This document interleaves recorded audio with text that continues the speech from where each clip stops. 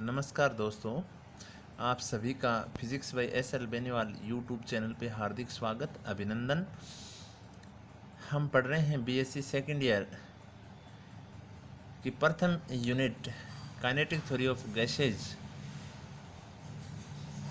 पिछले वीडियो में मैंने आपको adiabatic ratio, various type of gases, monoatomic, diatomic, triatomic के बारे में बताया। इसी कड़ी में हम आगे बढ़ते हुए आज का हमारा अध्ययन का बिंदु रहेगा आदर्श गैस का रुद्धोष्म प्रसार, यानी adiabatic expansion of an ideal gas.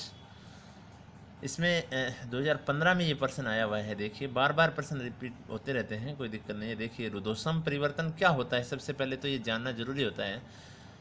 What is process, what is change of adiabatic process.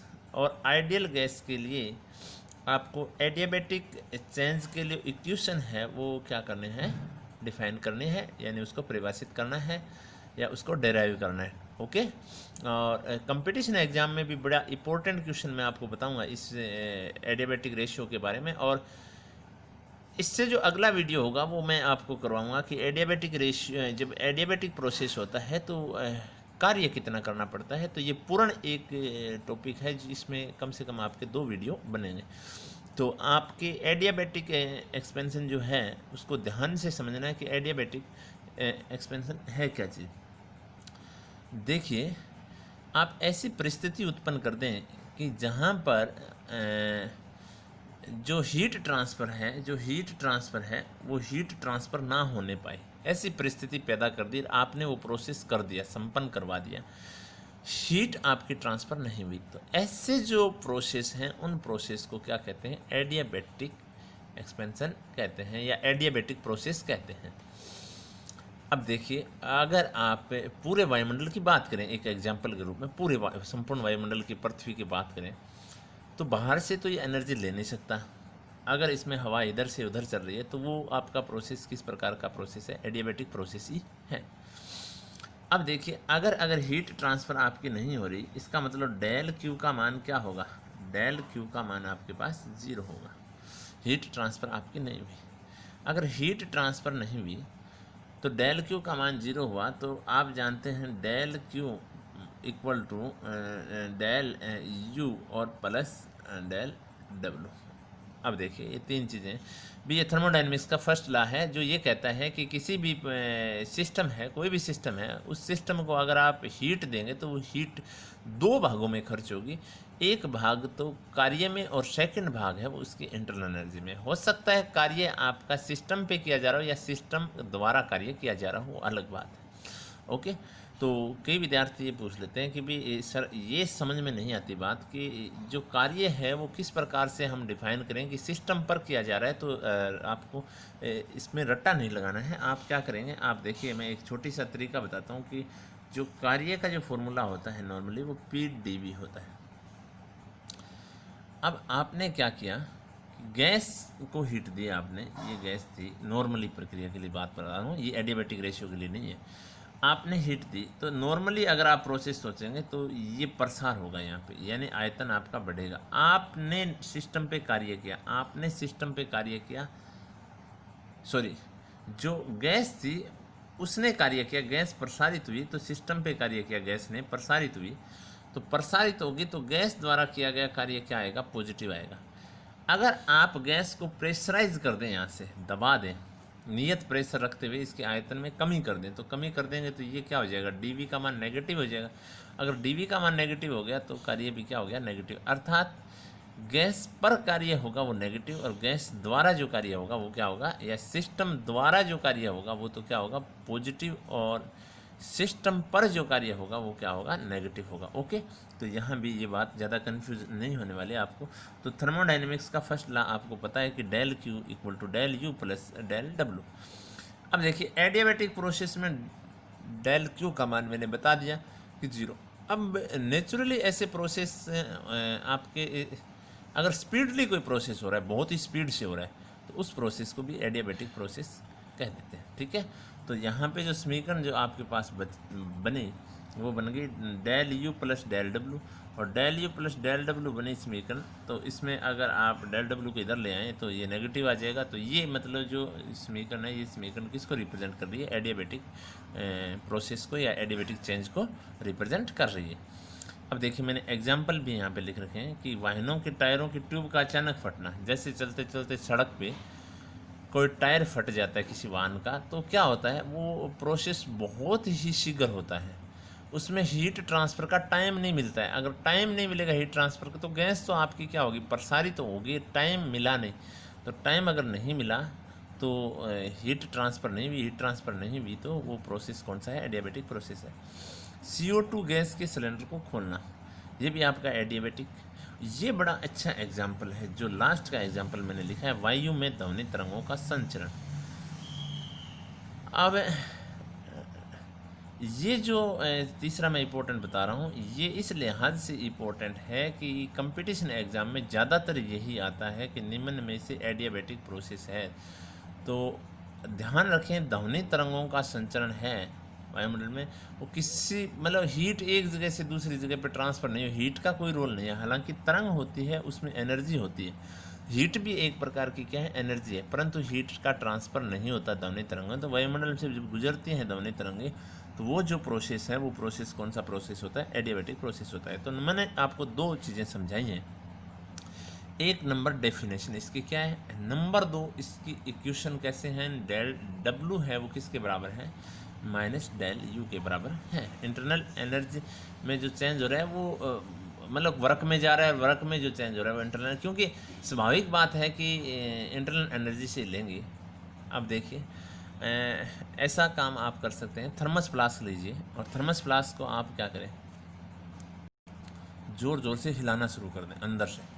बाहर से वो हीट का ट्रांसफ़र नहीं कर सकता, आप उस पर कार्य करते जा रहे तो वो कार्य जाएगा कहाँ? अब आप सोचें कहाँ जाएगा, तो वो कहाँ जाएगा? उसकी इंटरनल एनर्जी चेंज करेगा, इंटरनल एनर्जी बढ़ाएगा। इसका मतलब इंटरनल एनर्जी का मतलब क्या है? इंटरनल एनर्जी का मतलब ये है कि आपके जो मॉलिक्यूल्स हैं, वो मॉलिक्यूल्स की स्पीड फास्ट हुई है, स्पीड फास्ट हुई है तो उसकी काइनेटिक एनर्जी फास्ट हुई है।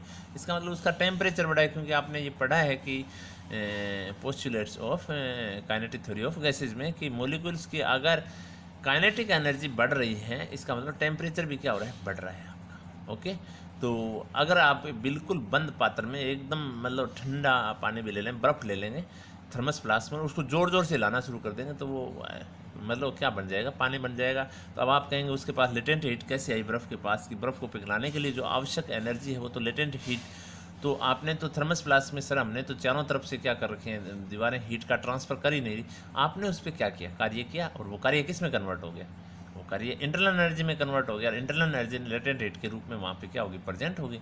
ओके, तो ये प्रोसेस आपका एडियाबेटिक प्रोसेस है। अब इसकी स्टेट इक्वेशन बहुत ही इंपॉर्टेंट चीज़ है। एडियाबेटिक प्रोसेस की स्टेट इक्वेशन क्या है? देखिए थर्मोडाइनमिक्स के फर्स्ट लॉ को आप फॉलो करते हैं, del Q equal to del you plus del W. अब एडियाबेटिक प्रोसेस के लिए आपने ये लगा दिया, यहाँ बात ओके, कोई दिक्कत नहीं। अब देखिए अगर गैस का रुद्धोष्म प्रसार हो रहा है, एडियाबेटिक एक्सपेंशन हो रहा है, तो टी से डेल टी टेम्परेचर चेंज हो रहा है, टी से टी प्लस डेल टी, और वॉल्यूम वी से वी प्लस डेल वी हो जाता है। तो गैस द्वारा जो किया गया कार्य है वो del W P D V होगा। यह मैंने लिखा भी है, गैस द्वारा कार्य और गैस पर कार्य। ओके, गैस द्वारा किया गया कार्य ये होगा पी डी वी।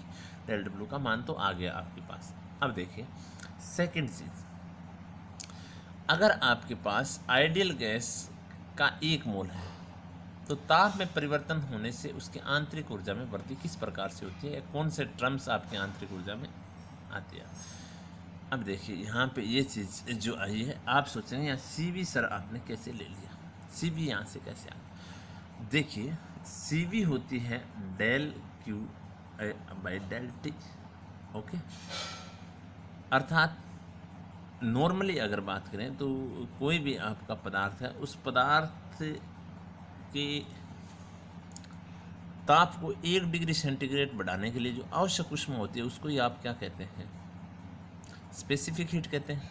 तो ये डेफिनेशन है। अब डेल क्यू आप अगर साधारण रूप में लिखेंगे, एडियाबेटिक की यहाँ कोई बात नहीं आएगी, साधारण रूप में लिखेंगे तो आपने फॉर्मूला लिखा c we equal to del Q by del t. अब इसी फॉर्मूले को मैं लिख सकता हूँ दोबारा से समीकरण लगा के कि ये होगा del you plus P D V और बाई डेल टी। ओके, अब आपने कहा कि सी वी है और वी क्या नहीं होना चाहिए, चेंज नहीं होना चाहिए, तो इसका मतलब पी डी वी क्या हो जाएगा, जीरो हो जाएगा। तो सी वी किसके बराबर होता है, सी वी डेल टी जो बराबर होता है वो डेल यू के बराबर होता है हमेशा। अगर हमेशा बराबर होता है तो डेल यू की जो वैल्यू है वो आपके पास आ गई सी वी डी टी।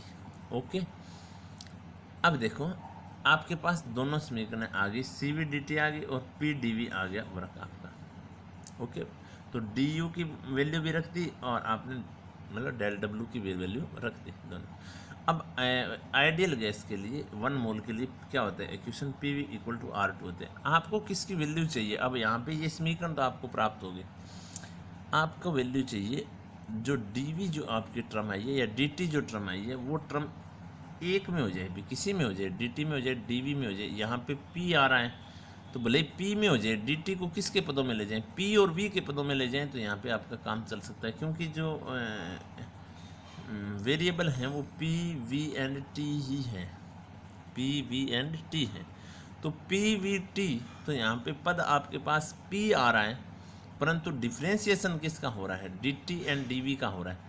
तो आप यहाँ पे तीन में से क्या करें, ये जो समीकरण आ रही है ये दिक्कत कर रही है आपको, तो दिक्कत क्या कर रही है, दिक्कत ये कर रही है कि ये तीन में आ रही है, तीन वेरिएबल में आ रही है। अगर दो में आ जाए तो वेरिएबल ऑफ सेपरेशन मेथड से हम क्या कर देंगे, इस समीकरण का इंटीग्रेशन से हम हल प्राप्त कर लेंगे। यहाँ समस्या बस इतनी सी है।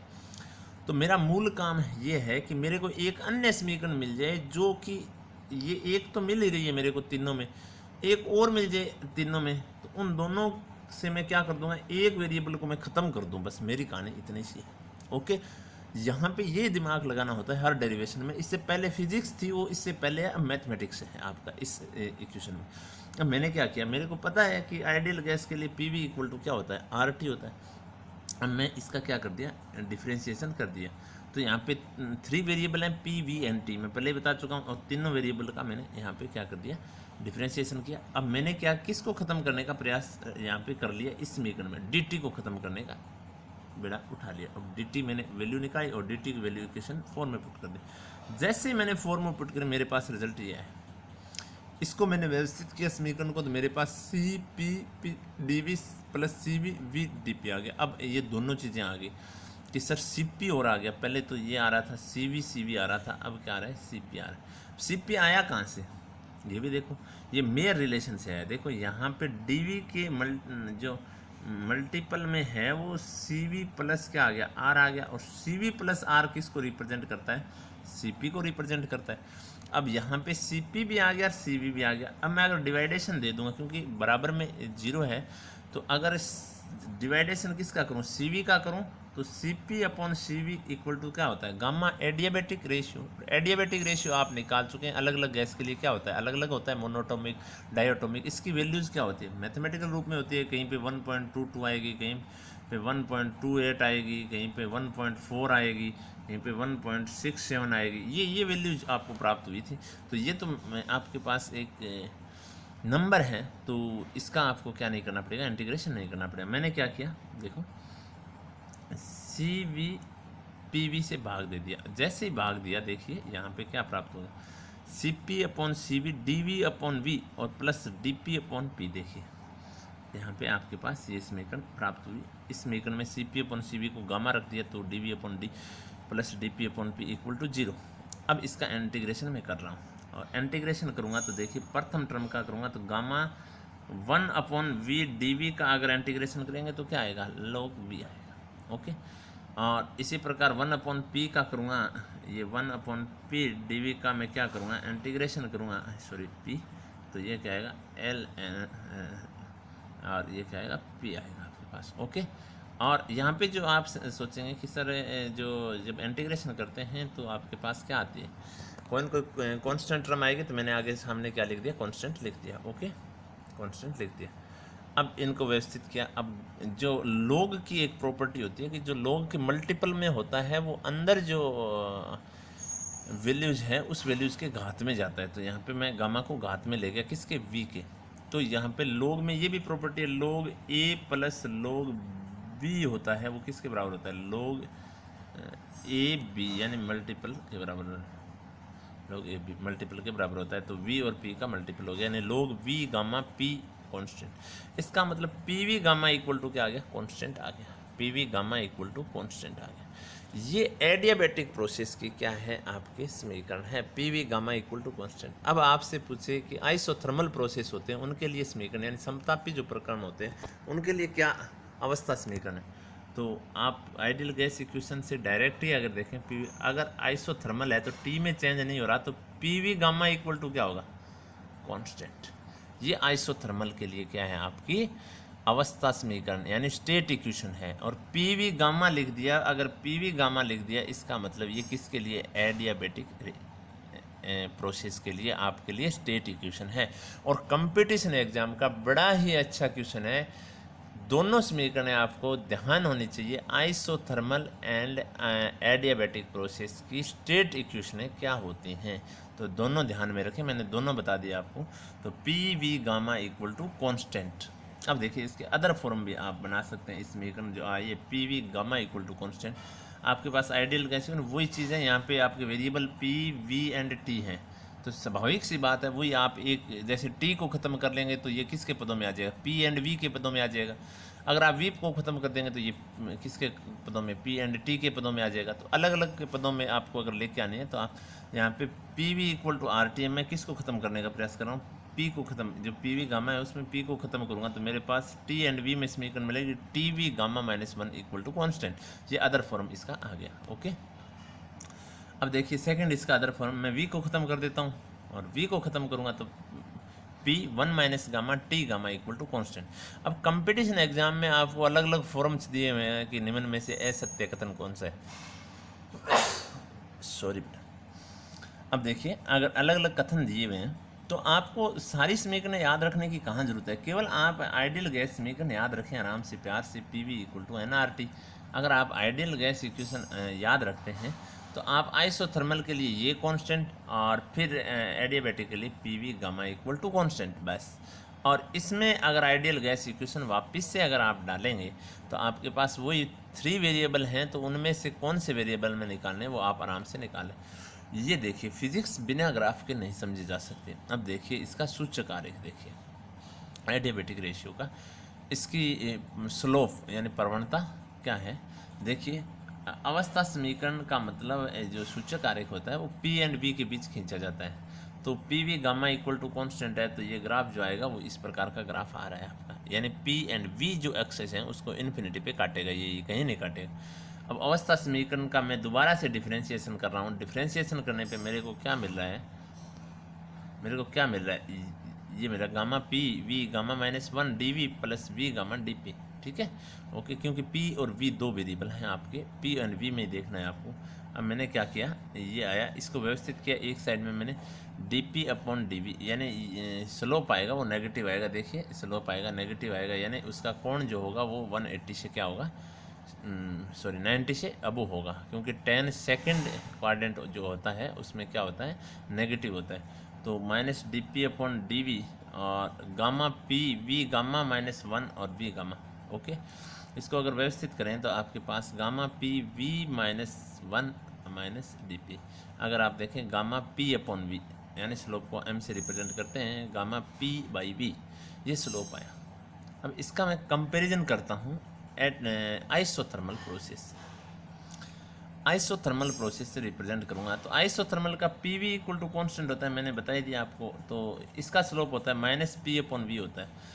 अब दोनों का स्लोप देखिए, ये मैं स्लोप की बात करूँ, ये एडियाबैटिक का है slope gamma negative sorry p by V and m isothermal, T लिख देता हूँ थर्मल के लिए, और ये आएगा p बाई वी। ये कंपटीशन एग्जाम के लिए बहुत ही इंपॉर्टेंट क्वेश्चन है, नेगेटिव सॉरी।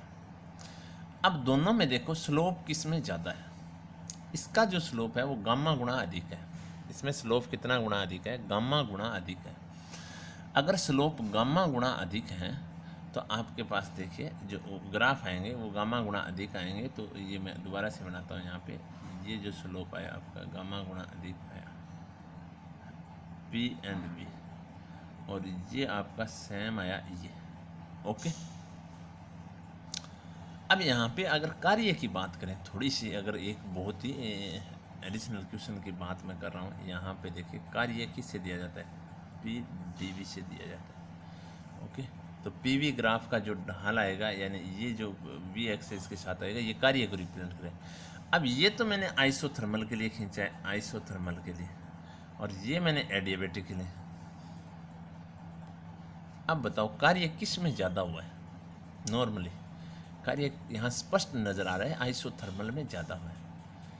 अब अगर आइसोबारिक या आइसो जो वॉल्यूम आपका या वॉल्यूम कांस्टेंट समतापी प्रक्रम होता है, तो समतापी के लिए ताप नियत रहता है, तो ताप नियत की ये रेखा आएगी केवल एक, तो समतापी में कार्य का मान कितना होगा? 0 होगा। समदाबी में देखिए, समदाबी में ये होगा आइसोबारिक प्रोसेस जो होते हैं। इसमें अगर कार्य देखें तो सबसे ज़्यादा कार्य किसमें? आइसोबारिक प्रोसेस में, यानी समदाबी प्रक्रम में सबसे ज़्यादा कार्य होता है।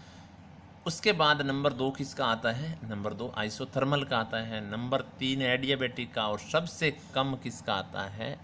नियत वॉल्यूम, यानी कांस्टेंट वॉल्यूम, यानी सम आयतनिक जो प्रक्रम होते हैं, आइसो वॉल्यूम जो प्रक्रम होते हैं, उनके लिए आपके जो वक्र का मान आता है वो सबसे क्या होते हैं? कम आता है। ओके, तो ये एक बहुत ही अच्छा कंपटीशन एग्ज़ाम फर्स्ट ग्रेड में खूब बार आया है ये पर्सन, या आपके सेकंड ग्रेड जो साइंस का जो पेपर होता है आरपीएससी में, उसमें भी ये पर्सन आ जाता है। तो ये आज का हमारा बहुत ही इम्पोर्टेंट टॉपिक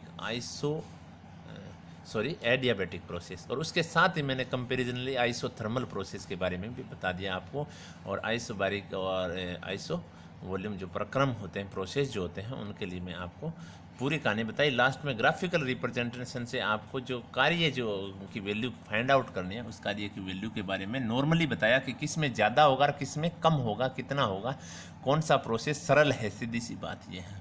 आगे समझ में? तो आज के लिए इतना ही। नेक्स्ट वीडियो में मैं एडियाबेटिक प्रोसेस में जो किया गया कार्य है वो आपको निकलवाऊंगा। आज के लिए इतना ही। Thank you very much. साथ साथ नोट्स बनाते रहिए और वीडियोस बराबर देखते रहिए। पुनः आप एक बार वीडियो देखने के लिए तहे दिल से धन्यवाद।